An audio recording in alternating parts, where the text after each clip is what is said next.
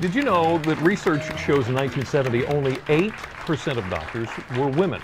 Today, it's 30%. And despite this surge, there are still stereotypes about which fields of medicine women should enter and how much they should work if they have families. We'd like to introduce you to two female doctors who have broken barriers and are now encouraging other women to do the same.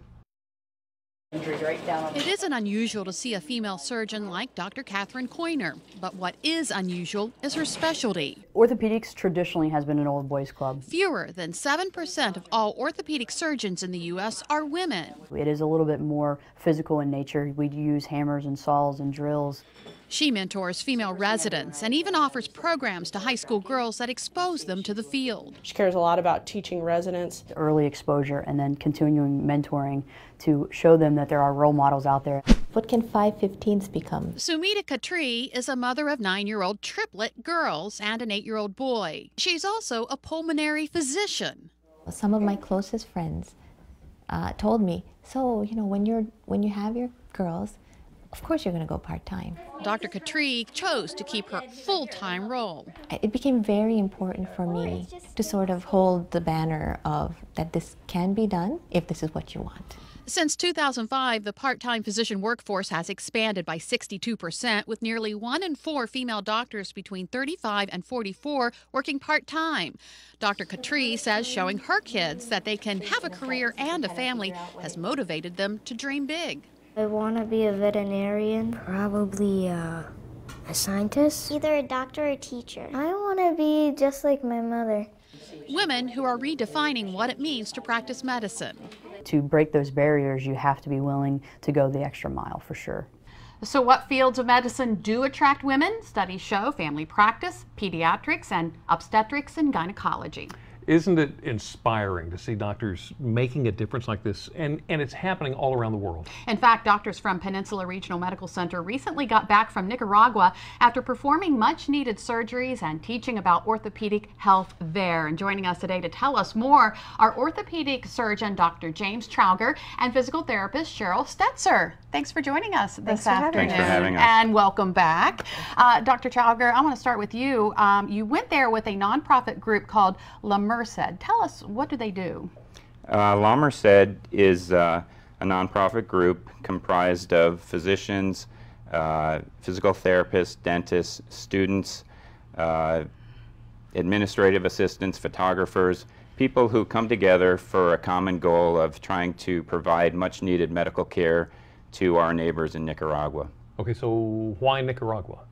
Nicaragua, because Nicaragua is a very, very poor country. It's the second poorest country in the Western Hemisphere, and there's a great need for medical care there. Although the government, it provides universal health care, they simply don't have the resources to provide the care that we typically would expect here, and we try to fill in some of those gaps. But more than that, the reason Nicaragua is because the government in Nicaragua has been very receptive to us, and they've made it possible for us to go and have an organized group that really is able to get a lot done in a week's time. They provide us facilities to do the operations. They provide physicians in their country who work with us and organize and help us know what we're coming into. They, months in advance, send us x-rays of a number of hip and knee replacement patients that need operations.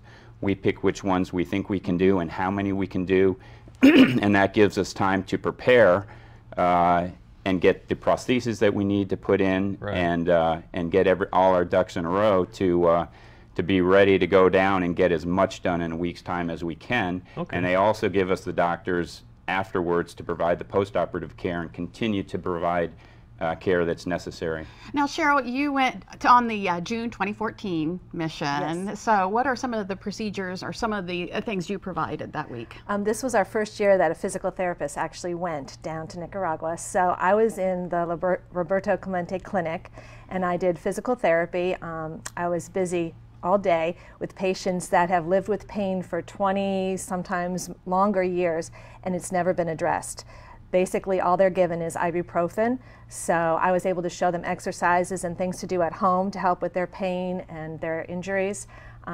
We also did some site visits at homes where people were unable to come out to the clinic because of medical problems, and we did blood pressures, make sure their sugar was under control, their diabetes.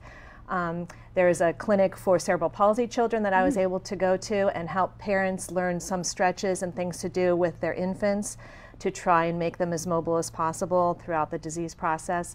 And I hope to go back and do more of that work next year. Wow, that's incredible. Now, dental care was also provided. Yes, my husband is a dentist, so he went and he was busy also in the clinic with me, and he saw patients all day long, and he did the majority of extractions, which would improve overall health because most of the teeth were abscessed or infected severely. But he also did restorative work also, fillings, and then teaching people how to keep their teeth in better shape.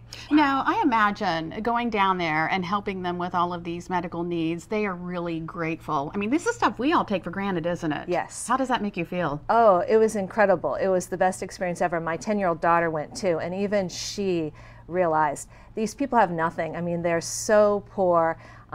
They don't have access to anything that we have, but they were so grateful. I never got so many hugs and kisses from people. And they don't even speak, I don't even speak their language, but still you could tell how grateful they were to just have any help that we could give them. And you're planning to go back? Yes, next So how can we help? You can help by going to WBOC's website, which will link to La Merced's website, I believe, where you can donate. It's important to know that all money that is donated to La Merced will go to the care of patients in Nicaragua. The people who are involved in these trips go because they want to go, and they pay out of their pocket for flights and travel within the country and hotel stays while we're there. So rest assured that any money that's donated will go to the care of patients in Nicaragua. All right, thank you so much for coming in, and thank you for what you do, helping so many people. And if you would like to read more about La Merced, including more details on how you can help, go to WBOC.com and click on our picture at the top of the page. Still ahead on Delmarva Live, Sean Stryker is getting in on the old-time action today, too, as we celebrate WBOC's 60th anniversary. He, however, is doing it on the baseball field. He's hanging out with the guys from the Lewis Vintage Baseball Club. Sean?